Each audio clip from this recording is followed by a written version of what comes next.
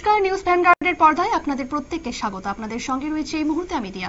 চোখ রাখছি এই মুহূর্তের কিছু গুরুত্বপূর্ণ খবরে। তবে শুরুতেই নজর রাখবো মণিপুরের দিকে। মণিপুরের 56 একর জমিতে পোস্ত চাষ নষ্ট করল যৌথ বাহিনী। পোস্ত চাষ নষ্ট নিয়ে করা নির্দেশ রয়েছে স্বরাষ্ট্র মন্ত্রকের।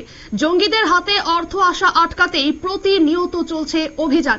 এ নিয়ে যাব বিস্তারিত। আমাদের সঙ্গে যুক্ত হয়ে গেছে প্রতিনিধি শেখ মনিরুল। মনিরুল, কি জানতে পারছো?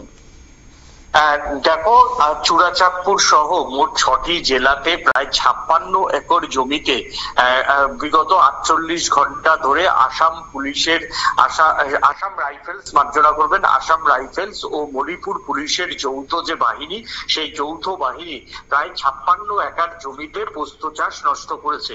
পোস্ত চাষ এবার যাতে 1 ইঞ্চি জমিতেও না হয় তার জন্য কেন্দ্রীয় স্বরাষ্ট্র মন্ত্রকের পক্ষ থেকে কিন্তু কড়া নির্দেশ রয়েছে মণিপুর পুলিশের কাছে এবং অসম রাইফেলস এর কাছে।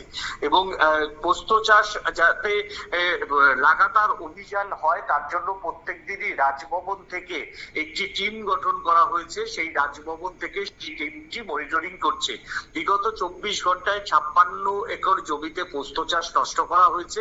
একটি স্থানীয় হাটকে নষ্ট করা হয়েছে এবং সেই সঙ্গে 3 থেকে 4টি সারের দোকানে অভিযান চালিয়ে প্রচুর পরিমাণে সার বাজেয়াপ্ত করা হয়েছে। তারা পোস্ত যারা চাষ করে তাদের সেই সমস্ত ফার্টিলাইজার গুলো তাদেরকে দিত বলে সেই জন্য 3টি সারের দোকানে প্রচুর সার বাজেয়াপ্ত করা হয়েছে এবং সেই সমস্ত সারের দোকানের মালিকদের বিরুদ্ধে এফআইআর করা হয়েছে বলে জানা যাচ্ছে।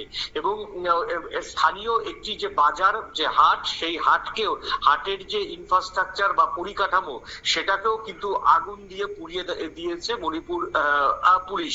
অর্থাৎ জঙ্গিদের হাতে টাকা আসা আটকাতেই এই অভিযান চলছে বলে কিন্তু জানা গিয়েছে। এই পোস্ত চাষ করে মণিপুরের যে 2টি জঙ্গি সংগঠন আছে তারা প্রচুর টাকা সেখান থেকে তাদের আসে এবং বার্মার বর্ডার কাজে লাগিয়ে সেই সমস্ত পোস্তর যে আঠা সেগুলো চলে যায় বিশ্বের বিভিন্ন প্রান্তে।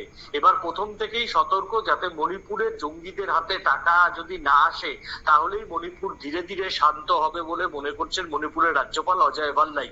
তার জন্য কেন্দ্রীয় স্বরাষ্ট্র মন্ত্রকের সঙ্গে কথা বলে এবং বেশিরভাগ কিছু জায়গায় স্যাটেলাইট চিত্র দেখেও এই পাহাড়ের যে উপর বা পাহাড়ের একদম চূড়াতে যে সমস্ত জায়গাতে পোস্ত চাষ হচ্ছে এবার সেই সমস্ত জায়গাতেও অভিযান চলছে।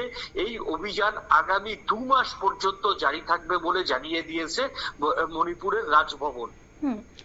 ধন্যবাদ মনিরুল। আপনারা শুনলেন চূড়াচাঁদপুর সহ মোট 4টি জায়গায় 56 একর জমিতে পোস্ত চাষ নষ্ট করেছে। আর এই পোস্ত চাষ নষ্ট করতে অভিযান কিন্তু প্রতিনিয়ত চলছে। মূলত জঙ্গিদের হাতে অর্থ আসা আটকাতে এবারে করা নির্দেশ স্বরাষ্ট্র মন্ত্রকের। আর এই পোস্ত চাষ যদি আটকানো যায় তবে কিন্তু মণিপুর ধীরে ধীরে শান্ত হবে বলে একটা আশা করা যাচ্ছে। নিয়ে নিচ্ছে ছোট্ট একটি বিজ্ঞাপন বিরতির সঙ্গে থাকুন।